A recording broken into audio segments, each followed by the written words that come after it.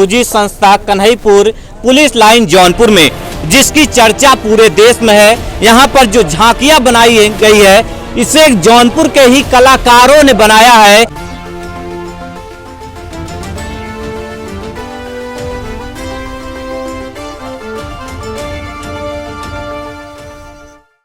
दुर्गा पूजा पूरे देश में धूमधाम से मनाई जा रही है और हम आ पहुंचे हैं मां अष्टभुजी संस्था कन्हैपुर पुलिस लाइन जौनपुर में जिसकी चर्चा पूरे देश में है। यहाँ पर जो झांकियां बनाई गई है इसे जौनपुर के ही कलाकारों ने बनाया है। इसमें आप देखेंगे कि एकदम जीवंत चित्रण है, जैसे गांव में जो भूले बिसरे गांव है लगातार गांव का शहरीकरण में तब्दील होता जा रहा है, लेकिन आप देखेंगे जो पुरानी परंपरा है उसे जीवंत दिखाने की कोशिश की गई है। अगर इसमें कोई भगवान आकर के जान डाल देंगे तो वही गांव हमारा फिर से वापस आ जाएगा। तो यहाँ के जो संस्था के पदाधिकारी हैं हम उनसे बातचीत करेंगे कि आखिर जौनपुर के कलाकारों ने जो इसको झांकी को बनाने में मेहनत किया है, कितना समय लगा और कितनी तैयारियां की गई। भैया क्या नाम है आपका? मेरा नाम पवन कुमार सिंह है और मैं अष्टभुजी संस्था का विशिष्ट सदस्य हूँ।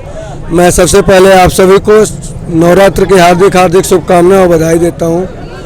ये पूजन पंडाल 1992 से कंटिन्यू एक चरणबद्ध तरीके से माँ का पंडाल निर्माण, विद्युत सजावट और पूजन अर्चन करता चला आ रहा है। हम लोग का हर साल का थीम होता है कि कुछ अलग करें, कुछ जो हमारी चीज़ें जो हमारी परंपराएं लुप्त हो रही हैं उनको हम वापस दिखाने का प्रयास करें।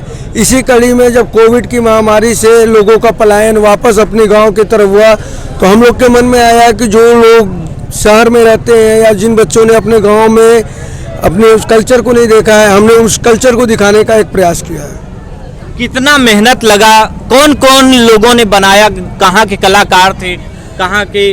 इस पंडाल की संरचना में पदाधिकारी और कार्यकर्ता बंधु ही रहते हैं। हर विगत वर्षों की भांति इस वर्ष भी खुद अष्टभुजी संस्था के कार्यकर्ताओं ने इस पंडाल को तैयार किया है और यहाँ पे हम लोग जून महीने से काम शुरू कर देते हैं। माँ का भव्यता देने के लिए माँ के ढांचे को, माँ के संरचना को स्टार्ट कर देते हैं। मूलतः या जुलाई लास्ट और अगस्त फर्स्ट वीक में हम लोग इसको कवर अप करके माँ के पूजन के लिए, माँ के आगमन के लिए तैयार कर लेते हैं। क्या बात! मैं चाहूंगा कि एक एक चित्र का जो मीनिंग होता है, क्योंकि जो आज शहरीकरण जिस तरह से तब्दील हो रहा है तो मैं चाहूंगा कि बहुत सारी चीजें होंगी जो गांव के लोग नहीं जानते होंगे, शहर के बच्चे नहीं जानते होंगे, उसको थोड़ा बताने की आप कोशिश कीजिएगा। सबसे पहले हमने माँ के पंडाल के गेट पे जो हमारी झांकियाँ लगी हैं, जो हमने मूर्त दिया है उसमें गाँव का कुआं है। हम लोग किसी भी चल के दिखा सकते हैं, हम लोग चलिए हम लोग चल के देख सकते हैं जो गांव की झांकियां है, जो गांव का परिदृश्य है। आप देखेंगे जो गांव का कुआं है, गांव का कुआं अब रह नहीं गया है, लेकिन आप देखेंगे कि यहाँ जो झांकी है गांव का परिदृश्य है। आज भी अगर के पार्क का वीडियो देखेंगे तो उसमें कुआं साफ साफ दिखाई देता है, गांव का परिदृश्य दिखाई देगा। देख सकते हैं कि एक बहन जी हैं जो पानी भर रही, क्या यही है? जी, हम कभी भी किसी गांव में जब प्रवेश करते हैं तो सबसे पहले आगंतुकों के लिए एक गांव समाज का कुआं होता था, जहां पे दूसरे गांव के या जो पड़ाव लेने आते थे वो पानी, उनके नहाने, उनके पीने के पानी की व्यवस्था की जाती थी। इस कड़ी में हर गाँव का कुआं होता है जिससे गाँववासी अपने गाँव का प्लस अपने गांव में आने जाने वाले लोगों की सेवा करते थे। उस कड़ी में हमने गांव को दर्शाया है। गांव की बात है, आगे बढ़ते हैं। गांव को दर्शाने के बाद उसी कड़ी में हम लोग गांव का, हर एक गांव का अपना एक सांस्कृतिक कल्चर होता है, एक सांस्कृतिक मंचन होता है। तो हमने उस गाँव की बातें, उस सांस्कृतिक मंचन को दर्शाने का प्रयास किया है, जिसमें उस गाँव के कल्चर, वहाँ क्या परंपराएं हैं उसको जीवित रखने के लिए हमने ये झांकियाँ स्टार्ट की है। क्या बात है! आप देख सकते हैं आगे भी हम चल रहे हैं। देखिए लालटेन भी है, पुराने जमाने का लालटेन जो आजकल विलुप्त हो चुका है लाइटों की शोर में। जी बिल्कुल सही बात है। आवश्यकता आविष्कार की जननी होती है। इसी कड़ी में जब हमारे पास ये सुविधाएं नहीं थी, उस जमाने में हमारे जो बुजुर्ग थे, हमारे जो पूर्वज थे, वो इन संसाधनों का उपयोग करते थे और गाँव की शान होती थी लालटेन। इसी कड़ी में देख सकते हैं जो दही को मथा जाता है, क्यों भैया? जी, उस समय गांव का मुख्य भोजन में दूध, घी, छाछ, मठा रहता था और हर गांव में, हर घर में आसानी से मिलता था। तो हम लोगों ने वो दर्शाने का प्रयास किया है कि हर घर में जो दूध दही का कल्चर था वो वापस आए और हम लोग वापस अपनी जो बच्चे नहीं जानते होंगे उनके लिए भी ये देख सकते हैं किस तरह से कल्चर है। आगे भी हम दिखाने की कोशिश करेंगे, लगातार हम आपको दिखा रहे हैं तस्वीरें। देख सकते हैं जौनपुर के कलाकारों ने कमाल कर दिया है। इस पंडाल की चर्चा पूरे देश में। भैया इसके बारे में बताइए। जी, अब तो आधुनिक मशीनों ने कुटाई और छटाई का काम शुरू कर दिया है। हमारे गांव में पुराने कल्चर में कोई ऐसी आधुनिक मशीनें नहीं थी, ऐसी आधुनिक व्यवस्थाएं नहीं थी। उस समय लोग अपने हाथों के बनाए हुए औजारों से अपना नित्य क्रम करते थे, जिसमें धान की कुटाई, दाल की कुटाई, आटा की पिसाई, सारा कुछ होता था। तो हमने वो दर्शाने का कोशिश किया है जो मशीन युग से पहले का है। क्या बात है, आप देख सकते हैं यहाँ पे खटिया उटिया भी रखा गया है जो लगभग विलुप्त होने के कगार पे। क्यों भैया? जी, ये परंपरा हर गांव में, हर घर में जो भी बुजुर्ग हैं उनके घर में ये होता ही था। पहले आदमी खुद से खाट तैयार करता था, उसकी बुनाई करता था। उस समय मनोरंजन का साधन या आप कह लें कि गांव समाज इकट्ठा होता था तो वहाँ पे हुक्के का प्रचलन था, तंबाकू का प्रचलन था। हम लोगों ने वो कल्चर दिखाने का एक छोटा सा प्रयास किया है। क्या बहुत सुंदर प्रयास। यहाँ पर भी भैया आपने कुछ खास बनाया है।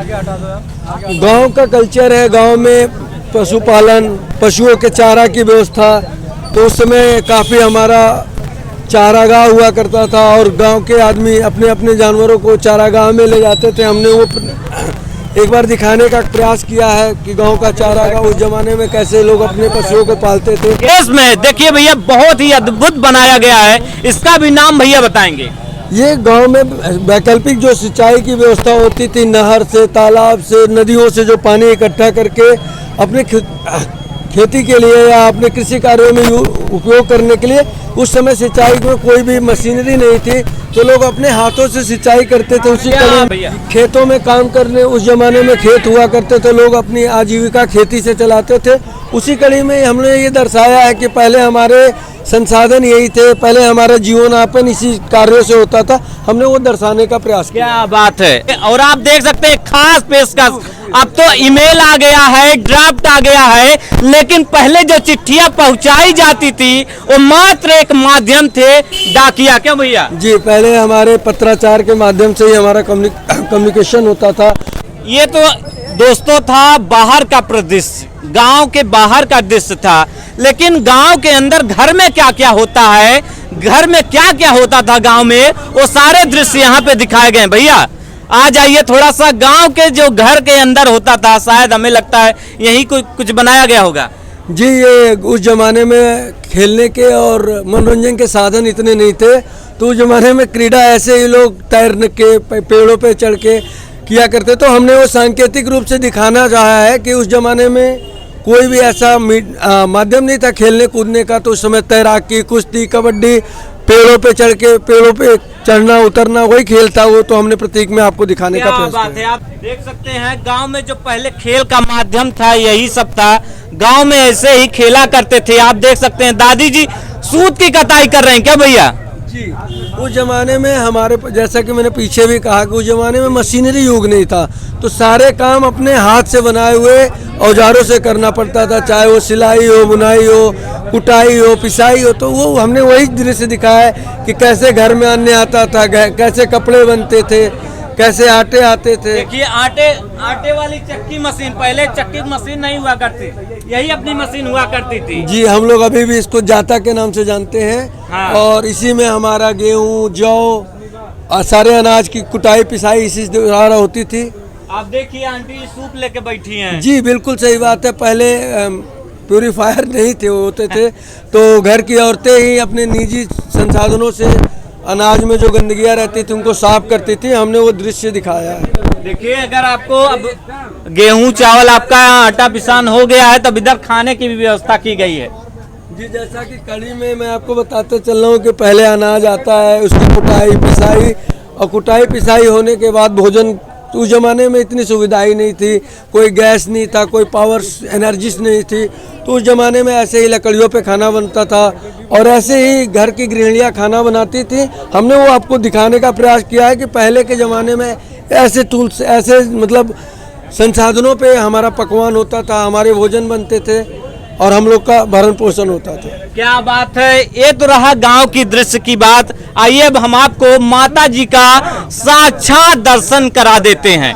क्या बात है, आइए भैया, आप देख सकते हैं ये दुर्गा माँ की मूर्ति है। यहाँ पर भक्तों का लगातार तांता लगा हुआ है, लोग दर्शन पूजन करने के लिए लगातार आ रहे हैं। भैया अंत में क्या कहेंगे दर्शकों से? ये माँ का जैसे हर गांव में एक मकान, एक हर गांव में हर घर में एक पूजा घर होता है, उसी तरह इस गांव का ये पूजा घर है जहां माँ अष्टभुजी साक्षात 5 देवों के साथ विराजमान है। और वो छोटे से ज़माने में, उस ज़माने में छोटे छोटे पूजा के कार्यक्रम होते थे जिसमें माँ का आराधना, माँ का पूजन। तो ये पूजन घर है माँ का, और गांव के लोगों ने अपने हाथों से इसको निर्मित किया है। इसमें किसी भी तरह के आकर्षण की चीज़ें, मतलब सौंदर्य के लिए कोई आर्टिफिशियल बनावट नहीं है। नेचुरल जो उस जमाने में होता था, ईंट, गारा, मिट्टी, उसी की चुनाई है, उसी से बना हुआ ये पंडाल है। क्या माता बात का है। भवन है। अष्टभुजी संस्था द्वारा बनाया गया यह पंडाल पूरे देश में चर्चा का विषय बना हुआ है। आप लोग दर्शन करने आए माता जी का, क्या कहना चाहेंगे? तो देख सकते हैं लगातार भक्तगण आ रहे हैं और पूजन दर्शन कर रहे हैं। काफ़ी अच्छा है मूर्ति जो है कि, और जिन्होंने बनाया है उनको मैं धन्यवाद बोलूँगी, क्योंकि उनके हाथ में जो कला है, जो यहाँ माता की मूर्ति बनाने में जो उन्होंने अपना हाथ का जो कला दिखाया है, जो सौंदर्य, वो बहुत ही अच्छा है। तो आप देख सकते हैं जौनपुर के कलाकारों ने कमाल कर दिया है और इस संस्था द्वारा बनाए गए झांकियों की चर्चा पूरे देश में हो रही है। प्रमोद गुप्ता, जे भारत, जौनपुर।